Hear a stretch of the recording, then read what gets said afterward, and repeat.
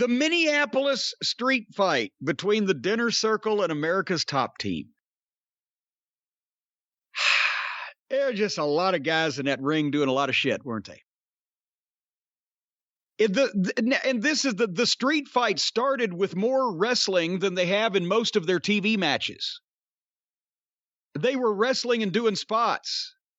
And then after they built that for a period to get Lambert in, then it all fell apart. And by the way, Junior Dos Santos and Andrei Arlovsky are green, but still they're not as green as some of the people that AEW was putting on television the first 6 months they were on the air. But I wish somebody'd tell Junior Dos Santos, don't try to work your punches, because he ain't got that down yet. But he did a suplex, some other stuff, whatever.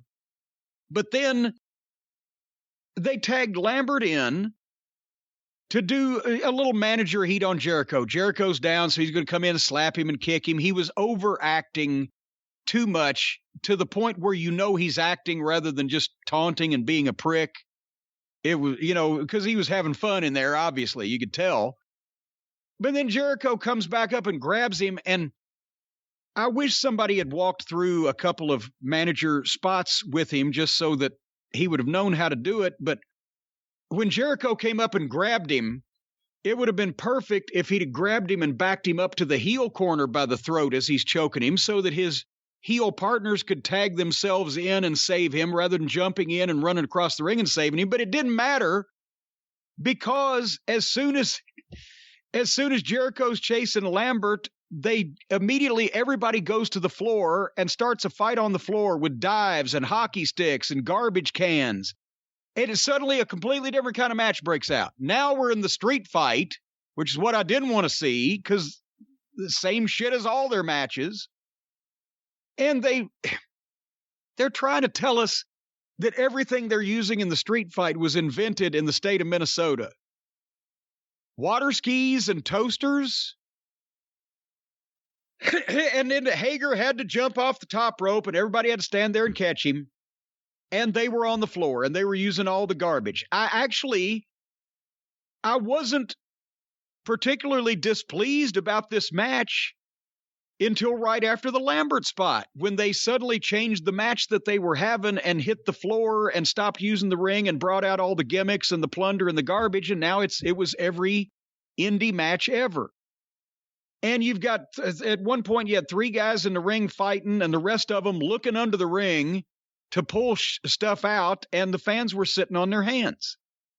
If this hadn't been a street fight, I think they would have had a good match, because they wouldn't have had all the garbage and the weapons and the furniture. And Lambert's in the match, and it's a 10-man. That's a gimmick to begin with. So you've put a hat on a hat. We got a gimmick match, so now we're going to make it a street fight and throw all the rules out the window, and now you've just gimmicked it up. And so if they'd have milked it around getting a hold of Lambert and getting the revenge on him, that they would have been able to have a regular match, would have actually registered with people instead of this fucking. And it doesn't even work if they've got former UFC champions in the match, and if any main sports network, or I guess Fox Sports probably ain't going to carry their shit, but any sports network of any kind, ESPN, whatever, wanted to cover the UFC guys, you would have video clips of gimmicks and garbage cans in the ring and hockey sticks and toasters, which makes it look like a complete fucking flaming joke to a casual audience that would be watching the sports network that you might get a little fucking play out of. So they put their fucking most well-known mainstream sports celebrities that are on the show in a goddamn outlaw garbage death match. It wouldn't end, and you couldn't follow it. I skipped ahead a little while. I didn't have on-screen fast forward, so I was just blindly, and now there was a 15-foot ladder set up, and Baron von Raschke was at ringside and put the claw on the other page. I love the Baron, but he should be clawing the manager, not one of the wrestlers. Santana threw the other page over the rail onto the fans, and then told a security guard to get down on his hands and knees, jumped off the security guard's back, dove over the rail and onto the other page and the fans, and wiped one at least out who was laying on the ground grimacing until they smartened up that it wasn't one of their guys and got the camera off of him. Do we have any word on how bad that guy was hurt or when the lawsuit is filed, as Stephen P. New called? We haven't heard anything, and I wasn't even sure if it was a plant or not based on his reaction and that they were filming him for a while. No, that wasn't no fucking plant. And nothing came of it. They fucking wiped out one of the fans. If this was the WWE, that guy would be a millionaire this time next year because he would sue. But nobody's good. These fans, apparently, they think it's like at one time they were in Ring of Honor. It's an honor that so-and-so did their suicide, have a Corona dive on me and knocked my teeth out. I've said this is going to happen. It's going to happen.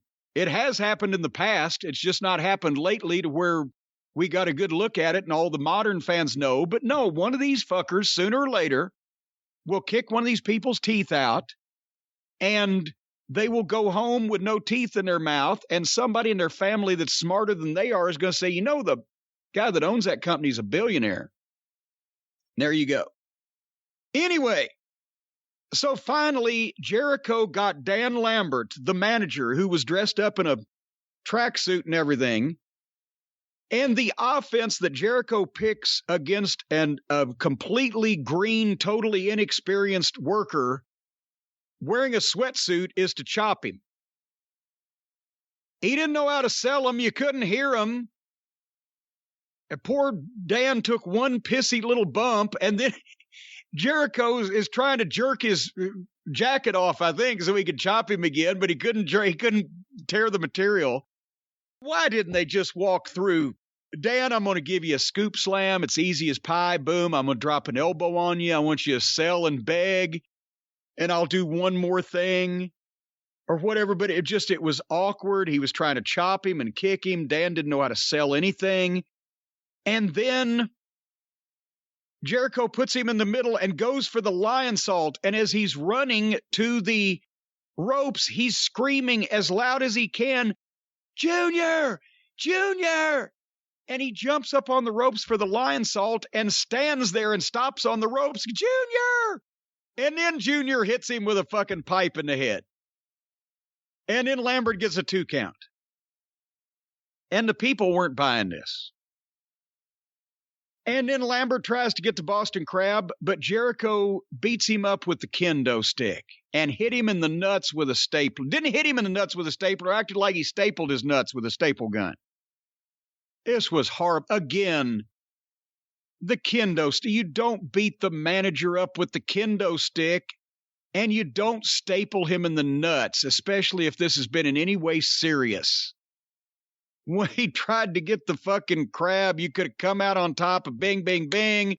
Once again, give him a wrestling move that you can control. Why are you beating this rich millionaire up with a kendo stick? It looks like shit and hurts. And then Lambert laid there pretty much motionless forever so that Jericho could go up and hit his own frog splash as a tribute to Eddie Guerrero, and then spend a lot of time looking up at the sky, making sure that everybody knew that he was thinking about Eddie for his own self-serving reasons. And that was the end of that match. I couldn't make it all the way through without skipping. It was there.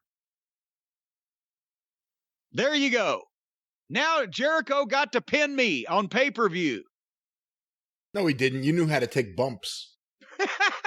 Well, he got to pin my surrogate on pay-per-view. Garbage match, garbage program. This whole thing sucks. Anything Chris Jericho touches turns to shit immediately. This was the worst match on the show. I hope this feud is over. I have not enjoyed any of the Dan Lambert stuff, and it's only gotten hokier and sillier.